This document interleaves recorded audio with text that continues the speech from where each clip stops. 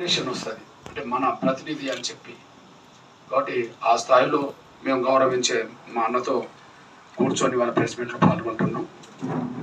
ముందుగా మా అన్న ప్రెస్ మీట్లో మాట్లాడడం మొదలుపెట్టిన క్షణం నుంచి ఇప్పుడు తన అభిప్రాయాన్ని పూర్తి చేసే సమయం వరకు ఎన్ని కోణాల్లో మా ఆవేదన వ్యక్తం చేశాడో వాటన్నిటినీ మేము సమర్థిస్తున్నాం. అది తనొక్కడి ఆవేదనే కాదు, అది మాదిగల ఆవేదనగా, మాదిగల ఆవేదనను 4 దశాబ్దాల పాటు రాజకీయాల్లో ఉన్న మా అన్న వ్యక్తం చేశాడు. అందువల్ల అది మా జాతి ఆవేదన అనే విషయం మేము స్పష్టంగా చెప్తున్నాం. అందువల్ల మా అన్నకు ధన్యవాదాలు కూడా చెప్తున్నాం. ఇకపోతే 3-4 అంశాలు మాత్రమే చెప్తాను. నంబర్ 1,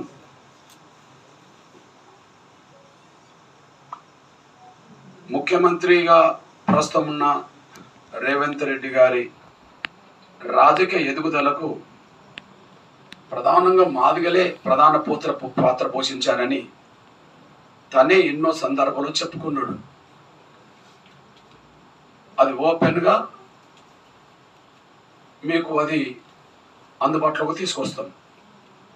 ముందుగా తను జెడ్పీటీసీగా గెలవడానికి రాజకీయాల్లో ముందుగా, తర్వాత శాసన మండలికి పోటీ చేసినప్పుడు గెలవడానికి, కొడంగల్ నుంచి ఎమ్మెల్యేగా గెలవడానికి, మల్కాజ్గిరి పార్లమెంటు గెలవడానికి మాదిగలే ప్రధాన భూమిక పోషించారని, మాదిగలు నిండు మనసుతో ఆశీర్వదించడం వల్లనే నేను ఈ స్థాయికి ఎదిగానని, నా జాతి కూడా ఇంత మాదిగలు అందించిన సహకారం అందించలేదని ఆయన చెప్పిన సందర్భాలు ఉన్నాయి. అది రికార్డు ఉన్నది.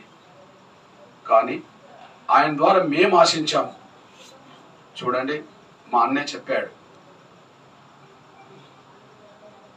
రేవంత్ రెడ్డి గారు ముఖ్యమంత్రి అవుతే మా జాతికి పేద వర్గాల్లో కొంత మేలు జరుగుతుందేమోనని చెప్పి ఆశించి తను ముఖ్యమంత్రి కావాలని కోరుకున్న వాళ్ళలో అత్యంత సీనియర్ నాయకుడు అనబడుతున్న మా నరసింహులు ఉన్నాడని చెప్పేశాడు.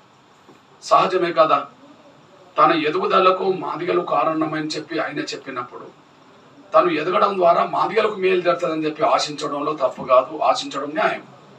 కానీ దురదృష్టవశాత్తు ఆయన రాజకీయ జీవితంలో ఏనాడు చూడనంత అవమానం, మా 30 ఏళ్ళ ఉద్యమ ప్రయాణంలో ఏనాడు జరగనంత అన్యాయం రేవంత్ రెడ్డి గారి వల్లనే జరిగింది. ఓట్ల శాతం తీయండి మీరు. మొత్తం బూతులలో మాదిగ జాతి ఉన్న ఏరియాలో ఉన్నటువంటి బూతులను తీసి చూసుకోండి మీరు. అంటే మా ఓట్ల విలువ మీకు తెలవటం లేదన్నమాట. మా ఓట్ల విలువ మీకు తెలవటం లేదు. ఇది చాలా దుర్మార్గం, బాధాకరం. మా విలువ ఏమిటో, మా శక్తి ఏమిటో ఇవాళ కేసీఆర్ తెలవలేదా? కేసీఆర్ గారు బాగలేడు, మాకు మంత్రివర్గంలో స్థానం లేదనే కదా మొత్తంగా కాంగ్రెస్ పార్టీ కోటేసింది. లేకపోతే ఆయనకి ఏమైనా మాకు పంచాదా? కేసీఆర్ గారు మాదిగలను సరిగా చూడటం లేదనే కదా నీకు కోటేసింది.